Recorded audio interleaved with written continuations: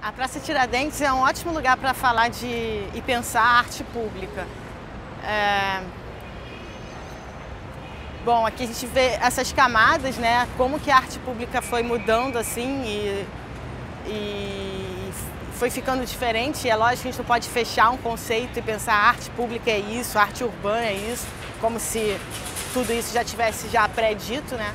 Porque também é bom pensar, na verdade, a arte. Eu gosto de pensar a arte como o universo, né? Assim, expansão, que nem o Big Bang. Então o mundo vai mudando, ela vai se expandindo, as coisas vão se incorporando à arte, a arte vai incorporando as coisas e ela vai mudando. Então aqui, por exemplo, a gente vê esse monumento, uma arte pública como um monumento, que até mais ou menos no século XIX a arte pública era muito isso, né? Então o monumento ele estava garantindo que uma certa estabilidade de governo e de modo de vida e de instituições ela se perpetuasse, né? Isso desde lá da coluna de Trajano, dos arcos romanos, então tudo isso não deixa de ser arte pública, mas é feita realmente por um discurso hegemônico de poder. Então, que acho que isso é na verdade a grande diferença de uma arte pública mais antiga, né, que a gente vê aqui nessas manifestações das estátuas, e a arte pública de hoje. Porque quando é uma arte pública assim de estatuária, de monumento como arco de triunfo e colunas, existe um poder que está ali querendo ser perpetuado, uma história a ser contada, um evento que está querendo ser relembrado, que na verdade então isso é uma escrita, é o passado chegando ali no presente, né? E que hoje o que a gente vê é que, na verdade, a arte pública ela tem vários discursos, né? Assim, você pode chegar e propor uma coisa e fazer uma arte no espaço público que não seja um discurso desviante, que não seja esse discurso que vem já do poder instituído, que quer se manter. Então, isso é uma grande diferença, né?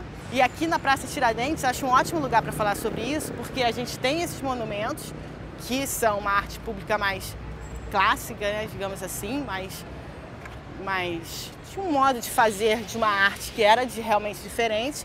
E hoje em dia, se a gente chegar assim para tomar uma cerveja com os amigos e tal, a gente nem percebe que já tem arte aqui, né? A gente fala, cara, cadê o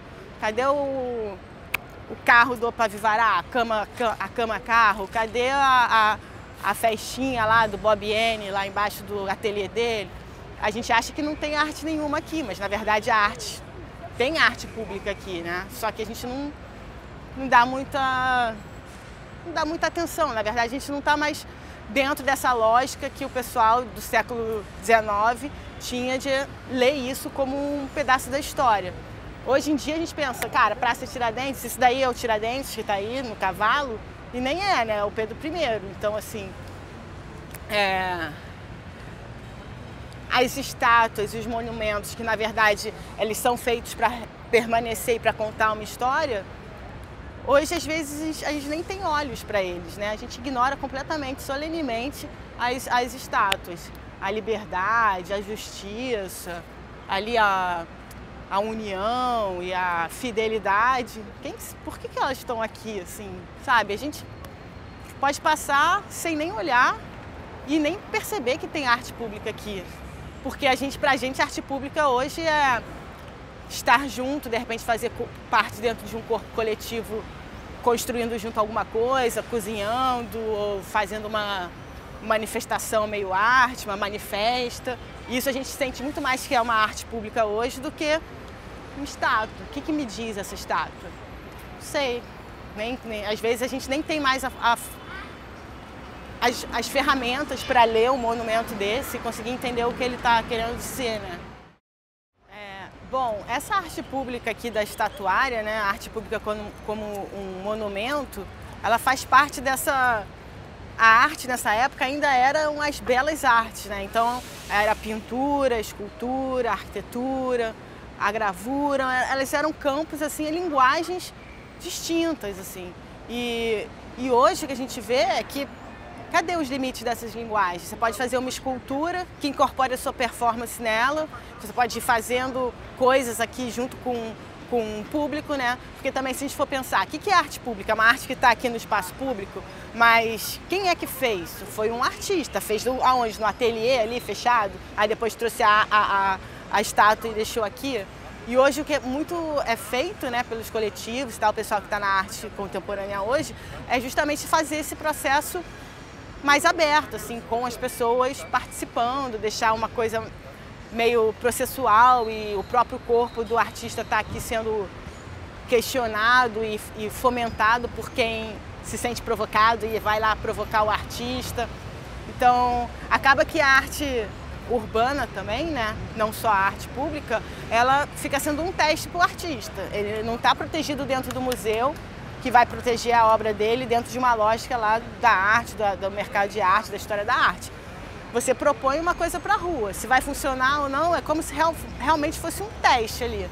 Pode funcionar ou pode não funcionar. Aquele arco inclinado lá do Richard Serra acabou sendo tirado. Então, você tem que propor conhecendo o lugar, conhecendo o que as pessoas normalmente fazem nesse espaço, o que elas realmente dialogar assim, com o presente. Que tipo de pesquisa te guiou nas escolhas que você fez com os trabalhos que a gente conversou, o Cabeção e outros trabalhos que você fez no espaço público? Em relação ao Cabeção, eu morava ali perto e eu comecei já assim a fazer alguns testes, sabe? Quando alguém me perguntava onde eu morava, eu falava ali perto do Cabeção, para sentir se as pessoas conheciam aquilo como se aquilo fosse queria saber se aquilo era realmente uma referência do espaço, entendeu? Então acho interessante isso, e isso também vem da arquitetura, né? Dos novos modos de planejamento urbano, de arquitetura também hoje, que você tenta conversar, os arquitetos e os urbanistas hoje que realmente se preocupam com as práticas deles, eles não querem ficar sentados no ateliê, desenhando e pensando que aquilo vai ser uma verdade que vai ser jogada para as pessoas. O objetivo é conversar com a população e saber quais são as vontades, quais são os problemas e a partir daí ir descobrindo aonde você vai atuar. E eu vejo isso, um monte de artista trabalhando assim, sabe? Se você for pensar até nas próprias residências, quando você vai fazer uma residência em algum lugar, de mais de um mês, ou até pode ser de uma semana, você chega, você conhece o lugar, você conversa com as pessoas, você entende as práticas, entende o som, a luz, o que se passa ali, para depois propor alguma coisa, né? Porque senão é como se você viesse com uma arte genérica e jogasse ali no lugar, e aí, sabe? O que você vai estar conversando, ou induzindo alguma mudança, ou dando uma provocação para que alguma coisa aconteça. E como é que você vê a relação da arte urbana com o mercado de arte?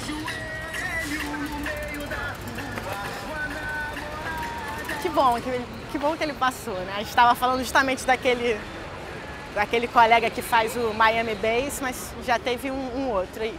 Mas bem, isso é curioso, a coisa do mercado, né? Porque às vezes o que acontece? Uma arte que é efêmera, uma performance e tal, em geral ela tem que ser materializada ou registrada de alguma forma para ela entrar no mercado, né?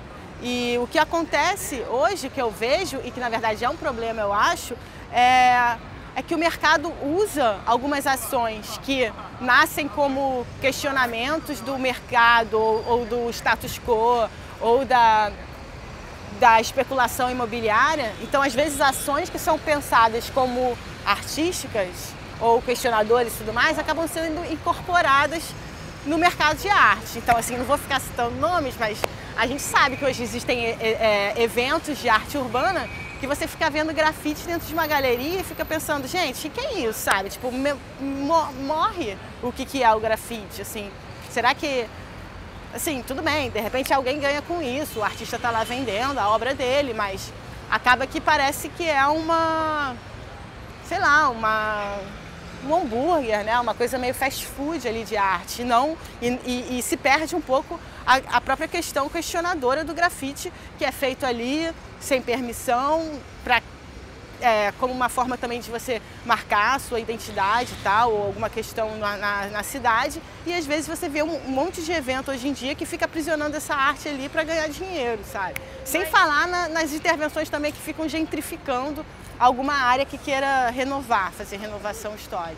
E como é que você vê a profissionalização desses artistas, assim, que trabalham com arte urbana e que de alguma maneira tem que se encaixar no mercado de arte, o mercado mercado de arte é voraz, as galerias, né, devoram. Sim, por isso que assim, na verdade, tudo bem, eu estou aqui mostrando um aspecto, né? Isso existe.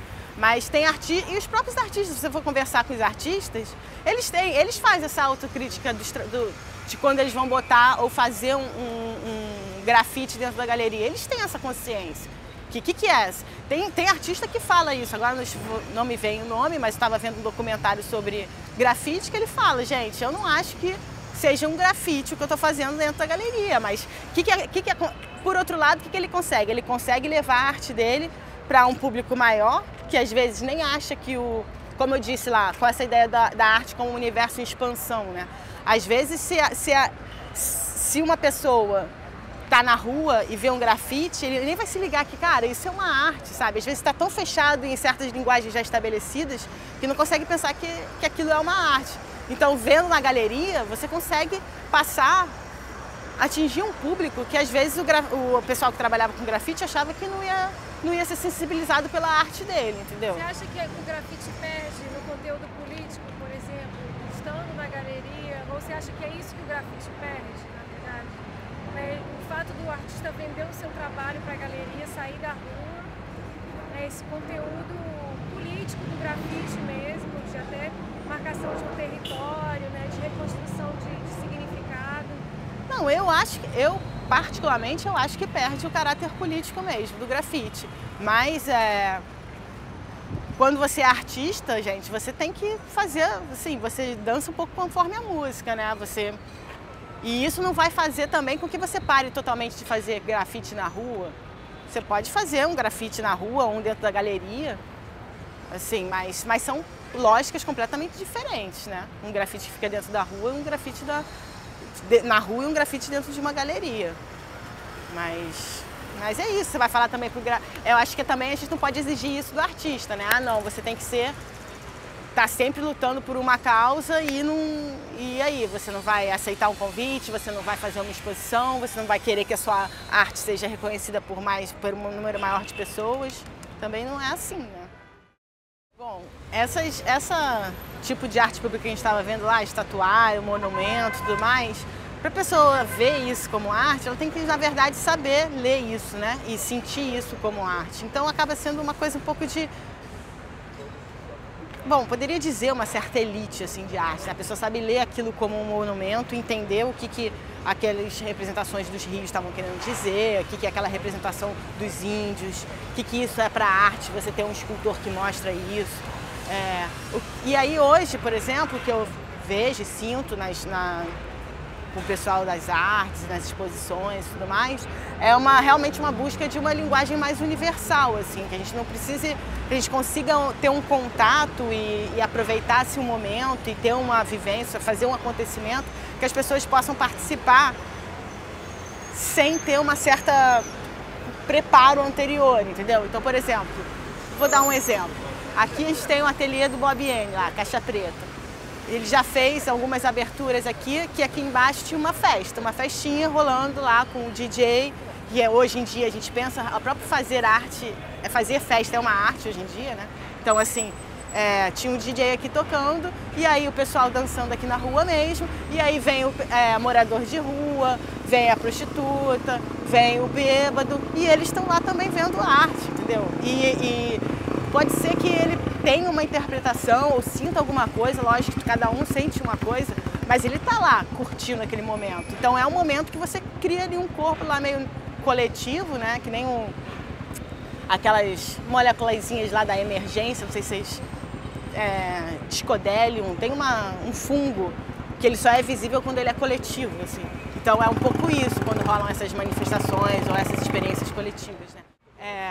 Eu sou arquiteta, né? E eu fui parar na arte justamente a partir dessa vontade de fazer intervenção urbana, de pensar o espaço público e de construir realmente outras formas de você viver coletivamente. Então, assim, desde que eu comecei a estudar internacional situacionista, e eu me considero hoje em dia uma atualização de uma urbanista unitária, né? Porque eu faço...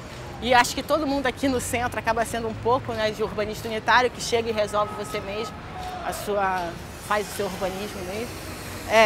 Então é essa vontade de você pensar um urbanismo que pode ser feito fora do gabinete, fora do escritório, por aí, sabe? Pelas ações, pelas experiências que você propõe para o espaço.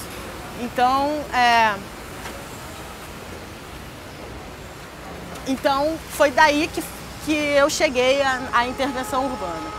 E em relação à tecnologia, que na verdade eu acho que a gente tinha que ter essa preocupação de incorporar a tecnologia na arte contemporânea, em vez de pensar a arte como tech art ou arte tecnológica e tudo mais, porque afinal o artista ele trabalha com o que ele tem, às suas mãos, né, em cada momento histórico. E hoje em dia a gente tem sabe, quem é que não mexe em tecnologia? Quem é que não tem um smartphone, ou um celular, ou uma câmera dentro do próprio celular? Então, assim, a gente tem que fazer, a gente quer falar, mostrar coisas a partir do que a gente tem. Então, realmente, o que não implica alguns problemas, né? Porque o problema da arte e tecnologia, se a gente pensar no mapping, na instalação no espaço público, para começar você precisa ter uma situação de luz que te permita fazer uma projeção, um investimento também, né? de grana, se você não tem o equipamento. Então, assim, eu acho, no meu entender, a gente está caminhando para isso começar a ser cada vez mais explorado. Mas a gente já explora, né? No meu caso... Você acha que o público reconhece já como uma proposta de intervenção ali? Você acha que as pessoas já entendem isso como realmente uma linguagem da arte contemporânea mesmo? Ou você vê como tem uma segmentação muito grande, né? A arte e tecnologia é uma coisa e o campo da arte é outro, né? Mas assim, em relação ao público mesmo, acho que ele está mais preocupado, assim, o público que não acompanha realmente a arte, sabe? O transeunte que está ali passando, está vivendo o espaço. Se ele consegue ser sensibilizado por um bom trabalho de arte, ele vai se divertir, sabe? Na videoinstalação. Então, assim, eu gosto desse tipo de público, porque na verdade ele está ali. E olha só ali. E fala aqui. Do teu trabalho agora. E aí? Que casamento é isso? Eu tô aqui falando aqui com ele sobre arte pública. Putz, tem que resolver o sofá que acabou de chegar. Chegou aí o Daniel ali, ele falou que ia vir, Então, vamos ver aqui o sofá do Opa Vivará.